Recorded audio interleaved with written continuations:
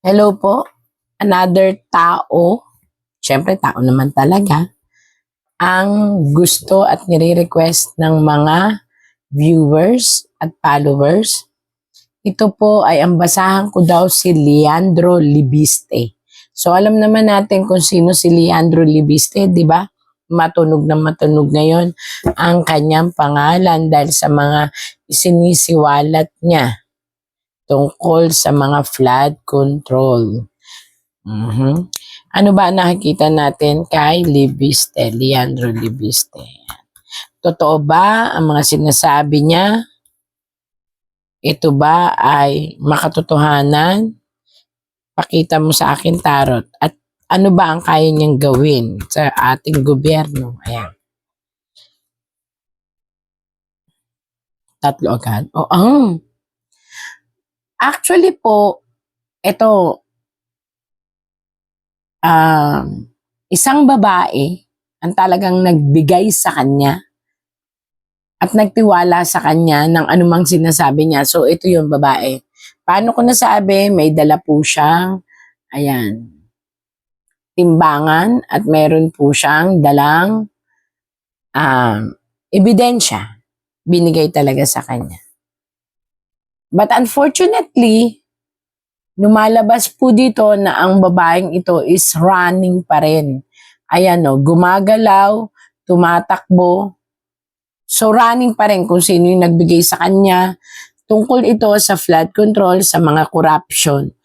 Pero dito po lumalabas na itong babaeng nagtiwala sa kanya para sa mga ebidensya or whatsoever na dumaan sa isang tao is running pa rin. Gumagalaw, tumatakbo at ito ay lumayo. Lumayo. Yan.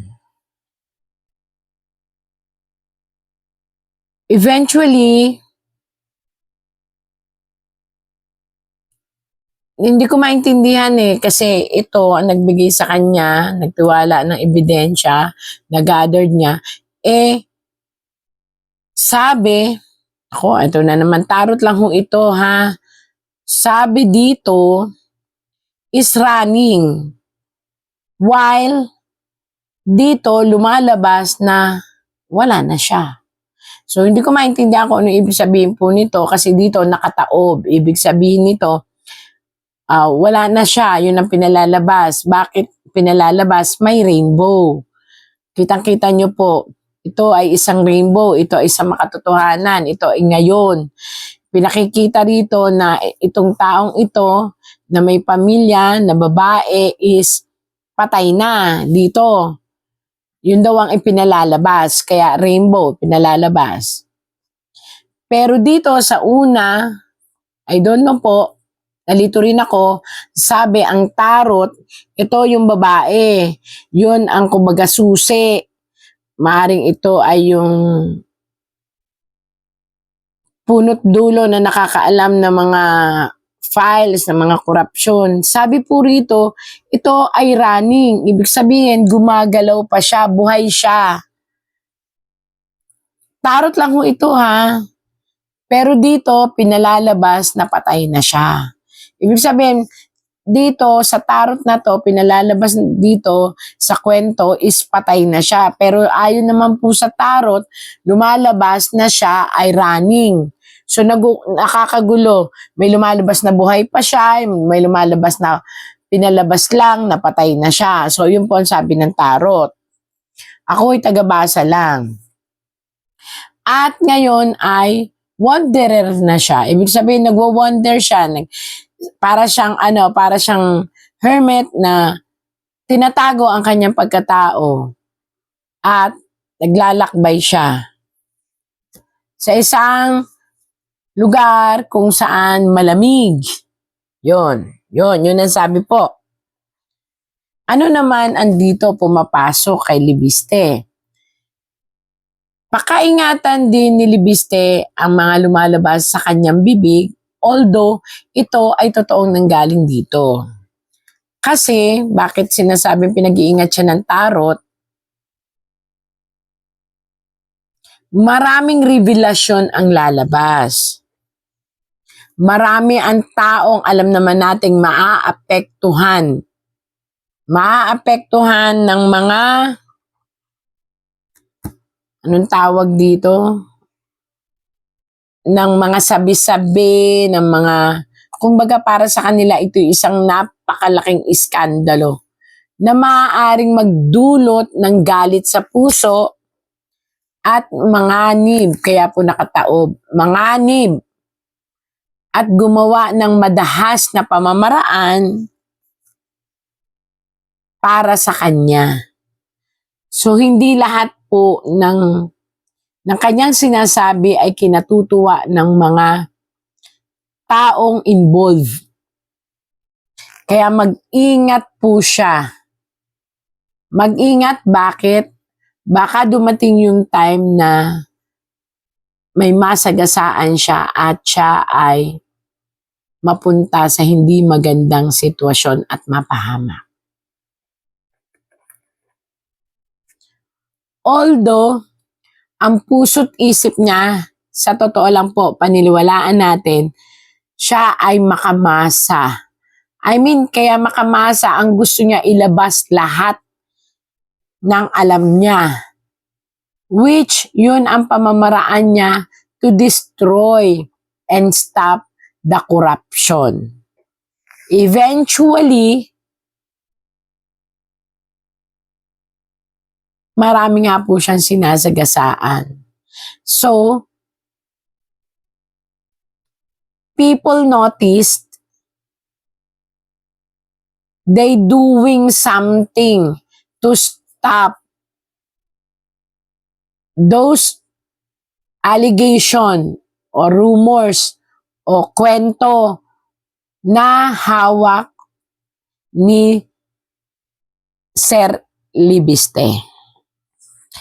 Pero paniwalaan niyo po hindi, sa 100%, kaya nakatayo po ito na anghel, tapos nababahira ng politika, almost 80% po ang tumpak at totoo.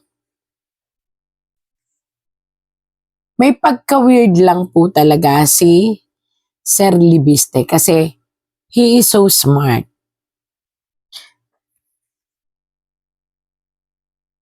And learning from the birth life of Libiste, mayaman na siya eh. He don't need too much money.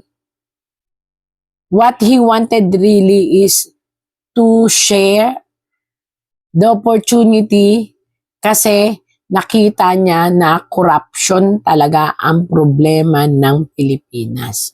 So malinis po ang intention niya, but people also nagdadalawang isip sa mga hawak niya na papeles. Ayan no, nagdadalawang isip. Pero ilalaban po niya to kasi alam niyang 80% of these are correct. Kahit nga po maapektuhan ang sarili niyang pamilya eh.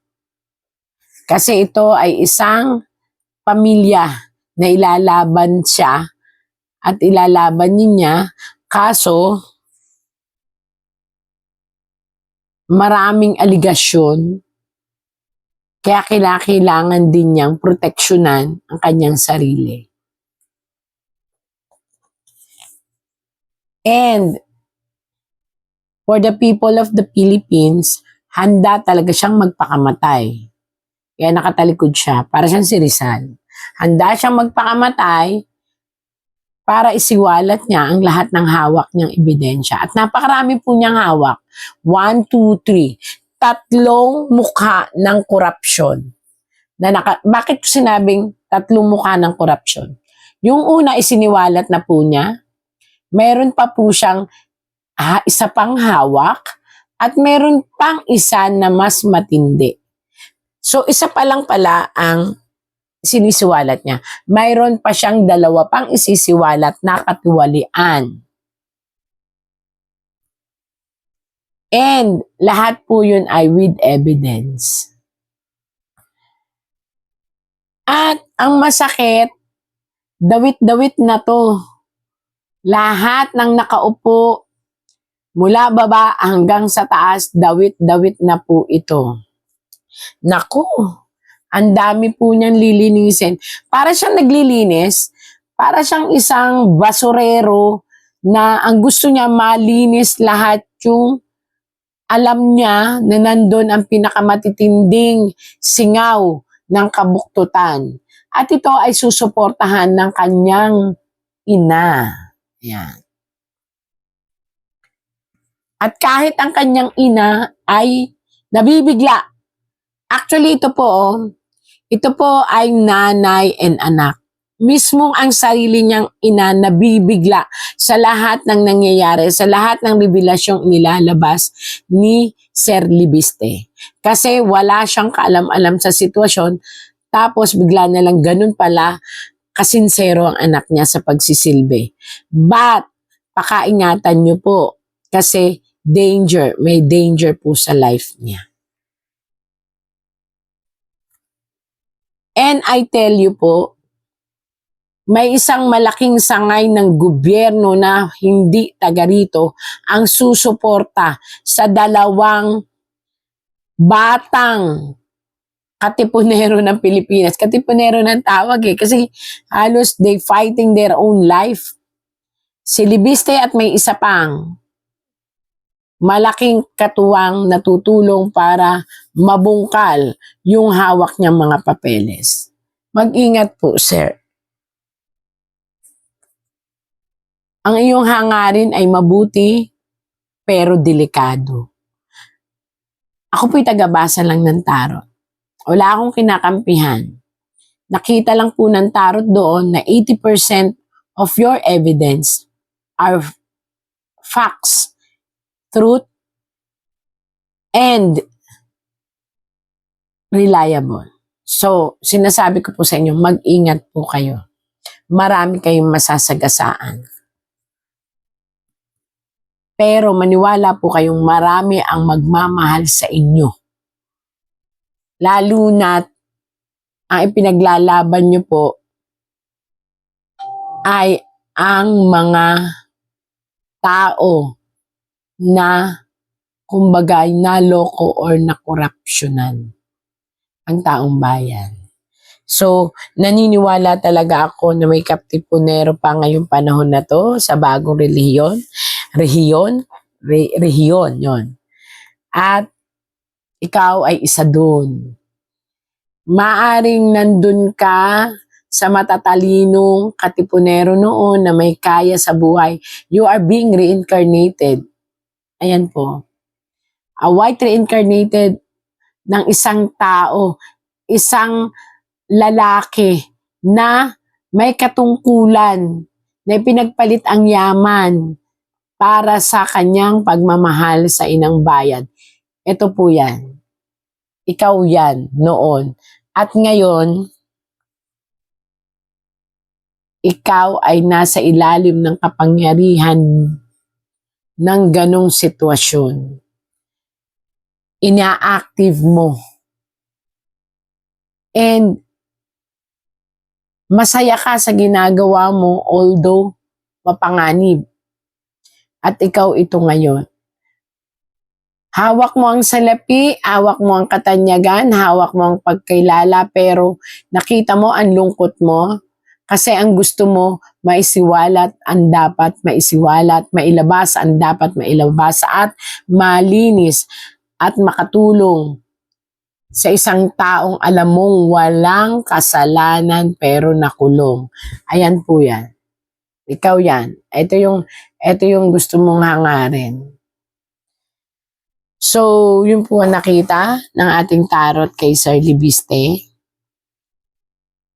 Isa kang lumang katipunero na bayani na may kaya pero sinakripisyo ang lahat. Yun ang nakita ko sa huling tarot.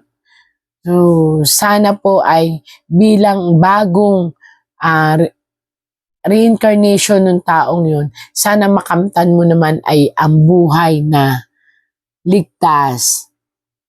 At lagi po nating tatandaan sa lahat na nangyayari sa ating buhay, there is always God watching us. He is the best, He is the strongest, and He is the law. Always remember, God sent miracle every day. Salamat po. Sino kayo?